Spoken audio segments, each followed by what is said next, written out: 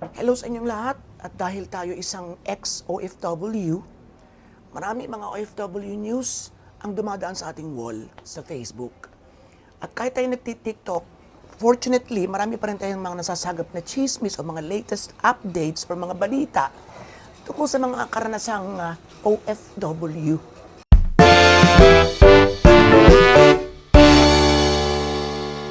Parang sinasadya para makita natin at makapagbigay tayo ng opinion or anumang information concerning those issues na dumadaan sa atin o nakikita natin.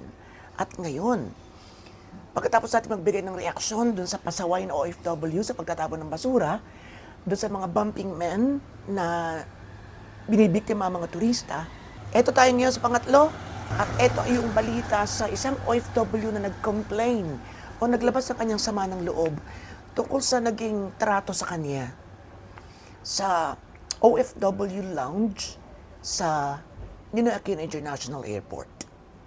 Ano ba yung OFW Lounge na yan?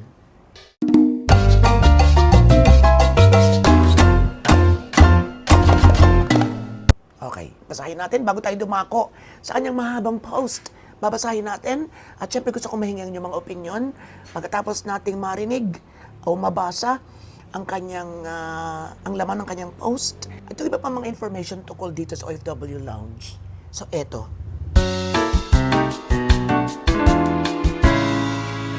Okay, so dito na tayo sa loob at kapag nakalagay kasi dito, sinawakan na lang natin because kapag nakalagay dito talaga, medyo mahina yung reception niya. So issue na natin, magkakarinigan tayo ng bongga, hahawakan ko na. Although siyempre mas gusto ko yung nandito lang para relax, pero wala tayong magagawa eh. Parang hindi talaga siya bagay na ipin. Hindi ko alam. So yun ang isang setback nito.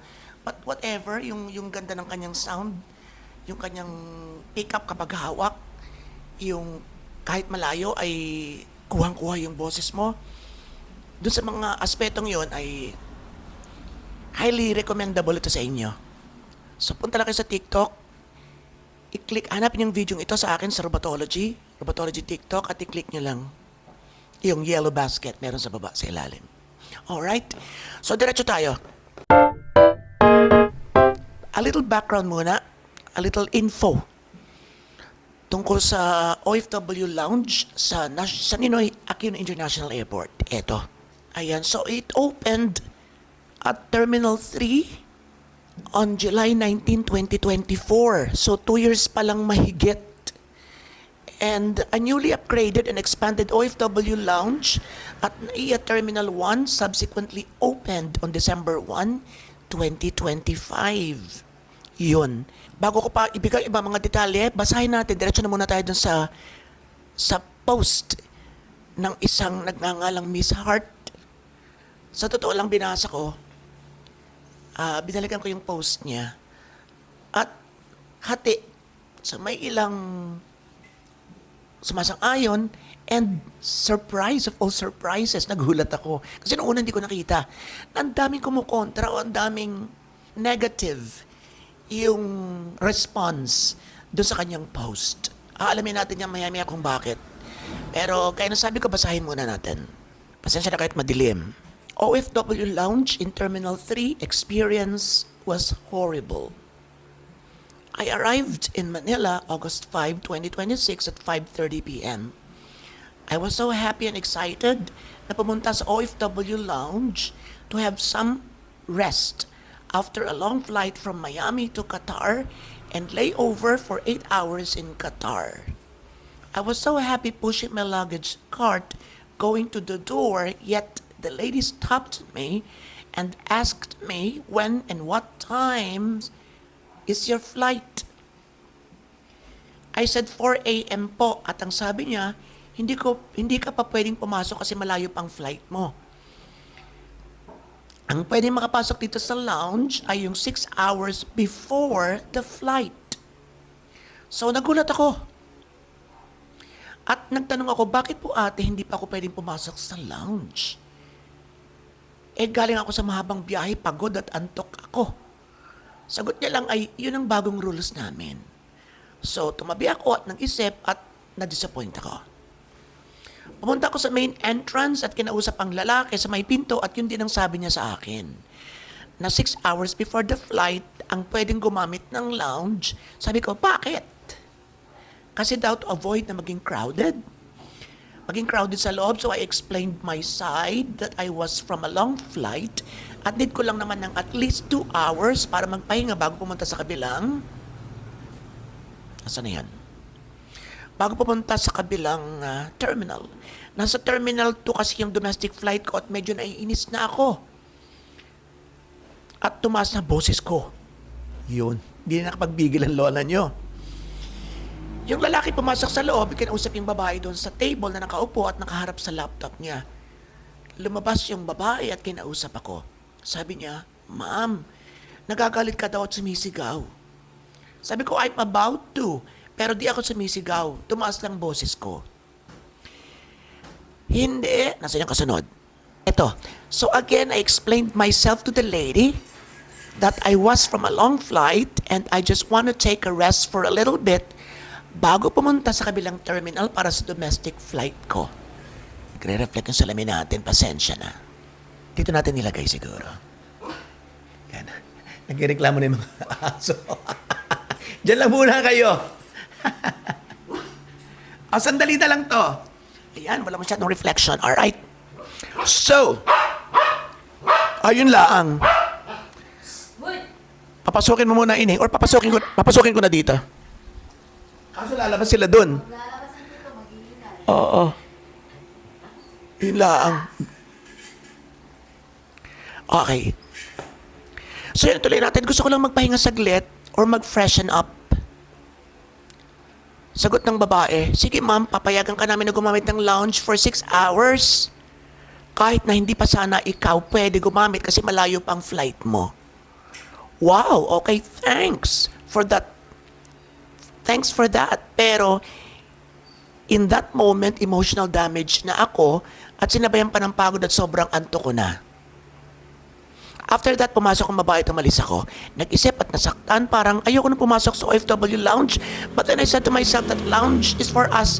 Na mga OFWs, I decided to go back and get inside. Nung nasa loob na ako, hindi ko na mapigilan umiyak kasi bakit kailangan ko pa magpagdaanan ng hirap bago makapasok sa lounge na yan. So ito na ngayon nakita natin picture niya na crying galore. I was really sad. My whole flight from Miami to Qatar, then Qatar to Philippines was really okay and I'm so excited na umuwi ng Pinas. At yun ang sasalubong sa akin sa OFW lounge na yan, disappointment at sama ng loob. It seems na parang wala akong karapatan na gumamit ng lounge. Ginawa nga ang lounge na yan para sa mga OFW, di ba? Yung rules sila hindi ko gusto. Okay to avoid na maging crowded sa loob, pero paano yung mga kagaya ko? Galing sa malayong bansa at mahabang flight bago makarating sa Pinas. At ang layover ko sa Manila or yung domestic flight ko ay sobrang tagal pa. Like 10 hours ang hintayin ko bago next domestic flight ko. Grabe, nakaka-disappoint talaga at nakakasama ng loob. Kailangan ko pang makiusap at explain myself ng ilang ulit bago payagan na makapasok sa OFW lounge na yan. Akala mo naman kay ganda sa loob, ni wala nga restroom sa loob. Pagkain nila tipid na tipid. At ang mga chair nila ay normal chair lang, wala man lang couch na pwedeng mahigaan. Or, yun na. Okay, naputol, hindi ko na yata na lahat. Yun na yung end nun. So, di ko lang kami nakata yung konting mensahe, pero wala na yun na yun. Alright, so, dito tayo.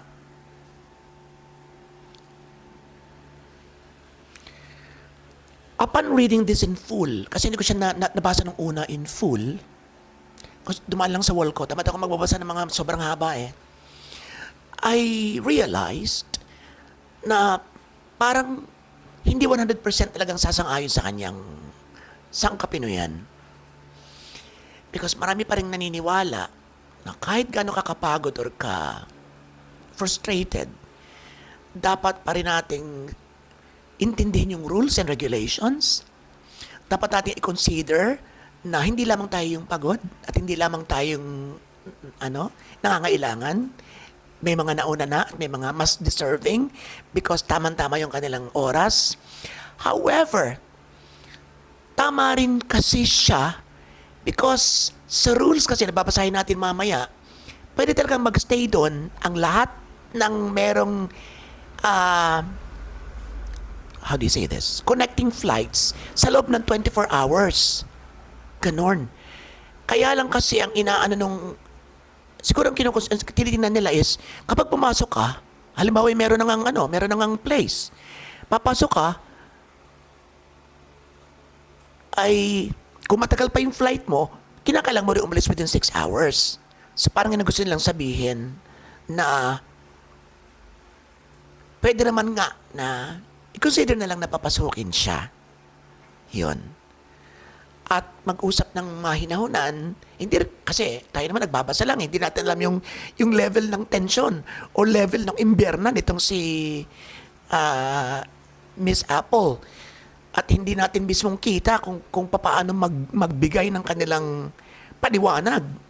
Yung lalaki at yung babae, baka mamaya kumampi tayo dito sa girl, tumaas nga pala ang boses, nagwas-was na, or maybe yung naman pala, yung staff naman pala ang tipong, tipong gano'n na rin, which I doubt. Whatever, ipalagay na natin na parehong may punto. Still, nandun tayo sa gitna ng rules are rules, and it should be followed. Yan. Ako kasi minsan mainitin din sa mga ganyan. And then pag ang tawag sa ganun, nahimasmasa na, saka ko lang marirealize na, medyo napalakas yata ako, medyo napabilis yata, ang bunga nga ako doon. Tama naman yung sinusunod nila, ako lang yung, di ba? So, bago tayo magbigay ng ating final na kuro-kuro, at kayo rin, ay basahin natin yung mga rules pa talaga. Yan. Kung ano ba talaga ang dapat. Okay? Ito yung mga rules. The Overseas Workers Welfare Administration, or OWA, limits a single visit to the Ninoy Aquino International Airport OFW lounge to a maximum of 6 hours. Returning OFWs with domestic connecting flights are eligible as long as their connection is within 24 hours of their international arrival. Time and eligibility rules. Number 1, 24-hour window. The 24-hour rule determines eligibility based on your international arrival time and confirmed domestic connection. Meaning, it does not permit a continuous 24-hour stay inside the facility. Okay, gets natin yan. Number 2, 6-hour cap. Each stay is capped at 6 hours to manage limited seating and give fair access to other passengers. Next, extensions. Allowed only for special situations like medical needs, senior citizens, persons with disabilities, or verified flight delays subject to available capacity. Yun. Okay, so saan ba ito? Saan ito matatagpuan sa NAIA? Because I haven't seen it yet. Maybe because hindi na ako FW. Number 2 is hindi talaga ako mahilig makiusap or sumuyo or alam kong baka pupunta pa rin ako na alam kong medyo hindi okay because of some rules that I've already read maybe days ago. Ayoko nang itry, ayoko mapahiya, ayoko rin minsan abala, mga ganun. So, yun ay ilang mga reasons kung bakit hindi tayo nakakapunta dito.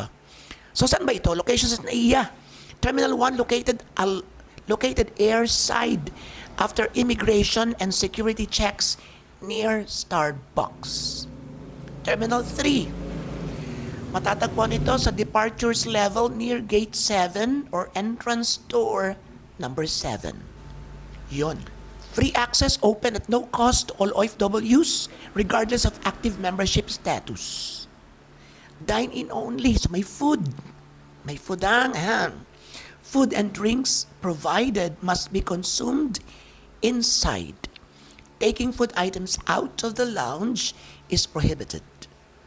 Yung mga prohibited items naman, smoking, vaping, and alcoholic drinks are strictly not allowed, of course. Conduct. Users must keep noise low, clean up after themselves, and respect the privacy of others. Yun. Ngayon, sa latest post niya, ay parang ipinakita niya na she's the reason why the rules are changed. So marami yung mga nagreklamo dito na, hoy, hindi na... Okay, so naputol tayo. So yun. So yung mga netizens sa'yo, oy, ano talaga yan? Parang inulitan sila para mas maintindihan mo na ganyan-ganyan. Tapos yung iba pa nga parang ang sabi ay masyado kang... Ano yun? Yung akala mo kung sinong deserving or entitled. Yung mga ganun, super entitled ka, ganyan-ganyan. So, humingi ng paumanhin ang OWA because siyempre nakarating din sa kanila. Hindi ko alam kung nag-viral to, parang nag-viral yung post na to eh. So nakarating sa kanila, but tama yung iba na talagang yun din. Yung 24 hours, yung 6 hours ang pwede magstay, yun din. Kaya lang hiningi niya ng pasensya sa mga OFW at hiningi niya yung pasensya sa at hiniling din niya sa mga staff na sana mas maging considerate, mas ayusing mabuti, maging mas respectful, and yun, mas maging maayos, para mas maging maayos para maiwasan ang hindi pagkakaunawaan or something to that effect. Gusto kong puntahin dito nga pala, or gusto kong idagdag dito, ay bakit OFW lang? Hindi po lahat ng nasa Amerika ay OFW. Hindi po lahat ng nagtatrabaho sa Amerika, ay OFW. Hindi lahat ng nagtatrabaho sa Japan ay OFW. Hindi lahat ng nagtatrabaho sa iba't ibang mga bansa ay OFW. Yung iba sa kanila ay mga permanent residents na. Yung iba sa kanila na with Filipino citizenship pa rin. At yung iba dual citizenship. Yung iba ay may mga asawa na. Diba? Yung iba ay mga, ano pa ba? Yung mga namana yung yung visa nila tungkol sa I forgot the term. It starts with letter D, I think. Ano nga ba ito? Yung naman sa kalululuhan nila, kagaya sa Japan. Ay ganun.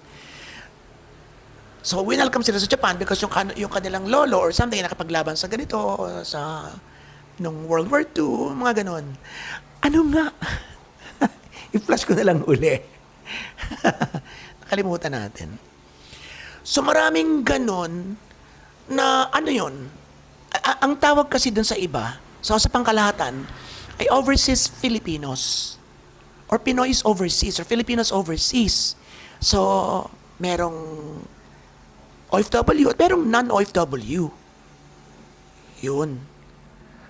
So, dapat ay sa pangkalahatan, all Pinoys na naninirahan sa ibang bansa, whether nagtatrabaho sila pansamantala, whether nagtatrabaho sila sa kontrata, whether may mga asawa na silang foreigners, whether pamilyado sila doon, nag-i-stay ng ilang taon, basta gustong umuwi at merong mga connecting flights, papasukin nyo.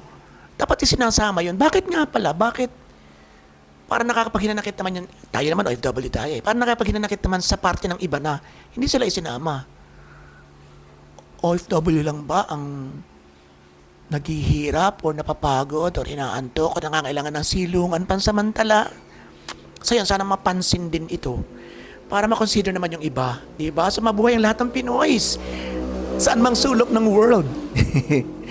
Ganon. Siyempre, I love overseas Filipino workers because kabilang ako sa inyo pero feel ko dapat ay bigyang halaga o pagpapahalaga ang lahat ng Pinoys na nasa ibang bayan na may connecting flights within 24 hours. Yan, doon tayo.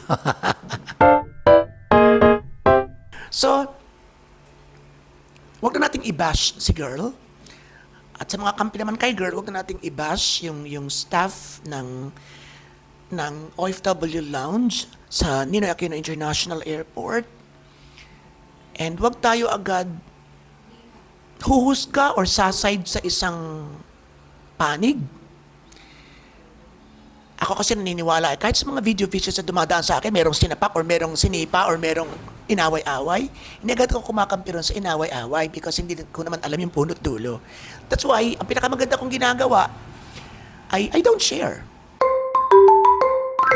So, para kay Girl Lalu, yun lang, siyempre dala ng kanyang nakit siguro, nasabi pa niya, ay wala mang kwenta ang food, wala namang ano, sana hindi nila nasabi. And number 2, ay baka may mga prioridad, kagaya ng mga buntis or mga elderly. Diba? hindi pa pwedeng papasukin. Or baka concerned sila sa katotohanan na masyado kang maaga, baka pwede na munang ibigay sa iba na mas madali na yung flight na 7 hours. Pa-flight na, so sila na muna siguro doon para makapahinga sila ng 6 hours. Total, siya naman yata ay kinabukasan pa. Ang alam ko, umaga pa. Yung mga ganong situation. So, ako kasi mainit din eh. Pero ito ay isang payo mula sa isang kapwa mainit na hanggat ako'y cool ngayon, ay wag tayong uura-urada agad or yun, yung medyo inisagad or something na kailangan lawakan pa natin yung ano natin. Kung nakapang-unawa na tayo, nakapang-timpi tayo, habaan pa natin. So maraming salamat at patuloy tayong maghahanap pa ng mga issues concerning not just OFWs but all Pinoys all over the world o nakabase sa abroad. Mga issues na nagbibigay ng saya, mga issues na nagbibigay ng problema, mga issues na nagbibigay ng mga conflicts of interest, mga hidden agenda, mga kasamaan ng ilang mga Pinoy na nadadama ibang mga mahuhusay ng mga Pilipino, at kung ano-ano pa. So maraming salamat sa pakikinig at gusto kong base sa aking binasa na post niya, ay gusto ko rin malaman ang inyong mga komento at inyong mga pananaw ukol sa pangyayaring ito. Maraming salamat. This is Fernando Bato. Sayang nagugusto ko sa imas. At mabuhay lahat ng Pinoy sa masulok ng world. Pathology more and more and more. Thank you.